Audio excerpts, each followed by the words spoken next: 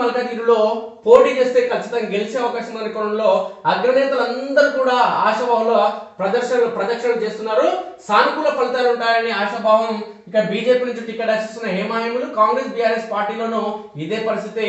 ఈ మల్కాజిగిరి పార్లమెంట్ స్థానం నుంచి సీఎం రేవంత్ రెడ్డి ఎంపీగా కొనసాగడం జరిగింది. అయితే ఎంపీగా ఆయన రాజీనామా కూడా చేయడం జరిగింది. ఆయన సీఎం గా ప్రమాణం చేసే కంటే కొద్ది గంటల ముందే. ఈ క్రమంలోనే మల్కాజిగిరి అంటే తెలంగాణ రాష్ట్రంలో గత ఎన్నికల్లో టీఆర్ఎస్ పార్టీ ప్రపంచం కొనసాగించినప్పటికీ కొడంగల్లో ఎమ్మెల్యేగా రేవంత్ రెడ్డి ఓడిపోయినప్పటికీ మల్కాజిగిరికి వెళ్లి నెల తిరుగుకు ముందే ఎంపీగా గెలవడం జరిగింది. కాబట్టి ఈ క్రమంలోనే మల్కాజిగిరిలో కాంగ్రెస్ పార్టీ ప్రభావం ఉంది. ఎందుకంటే రేవంత్ రెడ్డి అక్కడ ప్రస్తుత ముఖ్యమంత్రి, గత ఎంపీ అక్కడ. కాబట్టి అదేవిధంగా తెలంగాణ రాష్ట్రంలో కాంగ్రెస్ పార్టీ అధికారంలో ఉంది. కాబట్టి ఒకవైపు కాంగ్రెస్ పార్టీ ప్రభావం మల్కాజిగిరిలో ఉంటుంది. అదేవిధంగా సీమాంధ్ర ప్రాంతానికి సంబంధించిన జనాభా అత్యధికంగా మల్కాజిగిరి పార్లమెంట్ పరిధిలో ఉంటారు. కాబట్టి అతిపెద్ద పార్లమెంట్ నియోజకవర్గం. కాబట్టి ఒకవైపు కానీ ఒక నిర్ణయం తీసుకొని కానీ ఒక పార్టీ కానీ మల్కాజిగిరి ప్రజలు ఒక వన్ సైడ్ ఉండే అవకాశం ఉండదు.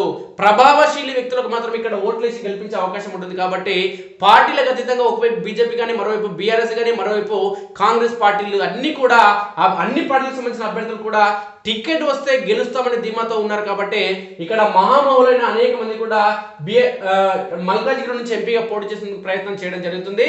బీఫామ్ వస్తే సార్ మేము గెలుస్తామనే క్రమంలో అన్ని పార్టీలకు సంబంధించిన నాయకులు ఆలోచన చేయడం జరుగుతుంది. మల్కాజిగిరి పైన అందరి దృష్టి. లోక్సభ స్థానం నుంచి పోటీకి అమితాశక్తి. ప్రధాన పార్టీలో ఈ టికెట్ కోసం తీవ్ర పోటీ. అగ్రనేతల చుట్టూ ఆశాభావాల ప్రదక్షిణలు. సానుకూల ఫలితాలు ఉంటాయనే ఆశాభావం. బీజేపీ నుంచి టికెట్ ఆశిస్తున్న హేమీలో కాంగ్రెస్ బీఆర్ఎస్ పార్టీలోని ఇదే పరిస్థితి.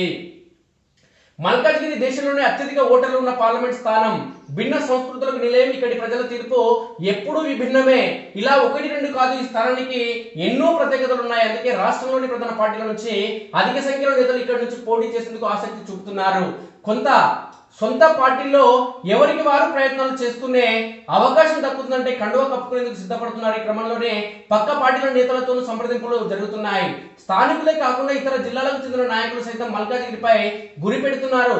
తెలంగాణలో 17 పార్లమెంట్ నియోజకవర్గాలు ఉండగా మల్కాజిగిరి టికెట్ కోసం అత్యధికంగా పోటీ పడడం గమనార్హం. కాంగ్రెస్, బీజేపీ, బీఆర్ఎస్ ఇలా అన్ని ప్రధాన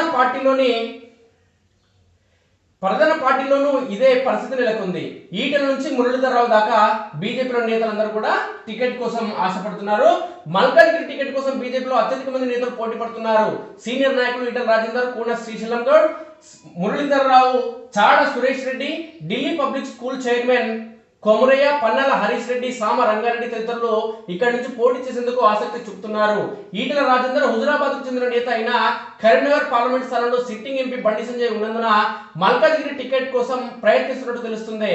ఇప్పటికే పలుమార్లు ఆయన ఢిల్లీలో పార్టీ అగ్రనేతలను కలిసినట్టు సమాచారం. కుత్బుల్లాపూర్ చెందిన శ్రీశైలం గౌడ్ కూడా స్థానికత ప్రజల్లో తనకున్న పరపతి దృష్ట్యా అవకాశం ఇవ్వాలని కోరుతున్నట్టు తెలిసింది. కొంతకాలంగా స్థానిక కేడర్తో పాటు కాలనీ సంఘాలతో టచ్ లో ఉంటున్న మురళీధరరావు సైతం టికెట్ కోసం గట్టిగానే ప్రయత్నిస్తున్నట్టు సమాచారం. సిట్టింగ్ స్థానం పోటీ అధికం. ప్రస్తుతం సీఎం రేవంత్ రెడ్డి 2019లో మల్కాజిగిరి ఎంపీగా గెలుపొందిన విషయం తెలిసిందే. కాంగ్రెస్ సిట్టింగ్ స్థానం కావడంతో ఆ పార్టీ నుంచి పోటీ చేసేందుకు నాయకులు అమితాశక్తి చూపుతున్నారు. పార్టీలోని సీనియర్లతో పాటు కొత్తగా కండువా కప్పుకున్న వారు కూడా ఇక్కడి నుంచి టికెట్ ఆశిస్తున్నారు. మాజీ కేంద్ర మంత్రి సర్వే సత్యనారాయణ, మాజీ ఎంపీ మధుయశ్రీ గౌడ్, మాజీ ఎమ్మెల్యే మైనపల్లి హనుమంతరావు, బండి రమేష్, శెట్టి కుసుమకుమార్ తో పాటు తాజాగా పార్టీలో చేరిన బొంతు రామ్మోహన్, చంద్రశేఖర్ రెడ్డి కూడా అవకాశం కల్పించాలని రాష్ట్ర నాయకత్వాన్ని కోరినట్టు తెలుస్తుంది. బండ్ల గణేష్ కూడా ఇక్కడే నుంచి పోటీ చేసేందుకు ఆసక్తి చూపుతున్నారు. మరోవైపు రేవంత్ రెడ్డి సోదరుడు పోటీ చేస్తారనే ప్రచారము జరుగుతుంది. అయితే కుటుంబ సభ్యులను రేవంత్ రెడ్డి ఎన్నికల బరిలో దించుతారా లేదా అనేది తేలాల్సి ఉంది.